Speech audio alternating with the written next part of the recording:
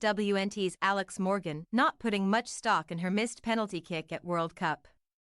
A penalty kick is equal parts excitement and cruelty. Excitement for the penalty taker if they convert or the goalkeeper if they save. Cruelty for either if they don't. Alex Morgan has been on both ends of that spectrum. Which is why she won't put too much stock in her miss in Saturday's World Cup opener against Vietnam. You can try to recreate penalty kicks in training, but obviously the psychological factor comes into play with a packed stadium, a goalkeeper you might not have faced before. The pressure of where you are in a game, if you're up, you're down or whatever the scoreline is, she said Tuesday. At the same time, it's something that you train and train. The ball is always at the same spot and you try to put it in a particular place, she added. That was not the case for me the other day. And hopefully it was the last of that not being the case for me. Morgan is hardly the first star player to miss a penalty. In this World Cup alone, international scoring leader Christine Sinclair of Canada and Spain's Jenny Hermoso have both missed penalty shots. Heck, Lionel Messi is the greatest to ever play the game and he missed one in last year's Men's World Cup. Second one of his World Cup career, in fact. Harry Kane made one but missed another that could have tied the game in England's 2-1 semi-final loss to France in Qatar. When you put away a penalty, obviously it feels really good, Morgan said. When you don't, it really sucks. You feel like you've let the team down. But in soccer, as in all sports, the misses and the makes have to be forgotten immediately. Because another chance is bound to come soon, and what you did the last time will have no bearing on what happens the next time you stand over the penalty spot.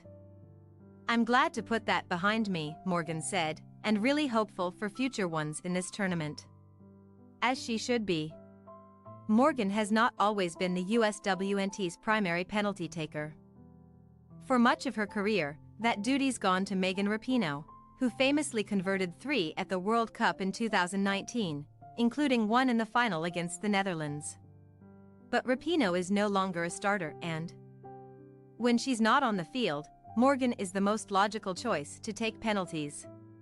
She's 5th on the USWNT's all-time scoring list, with 121 goals, and she made her first 3 PK attempts for the U.S. women, according to FBref.com.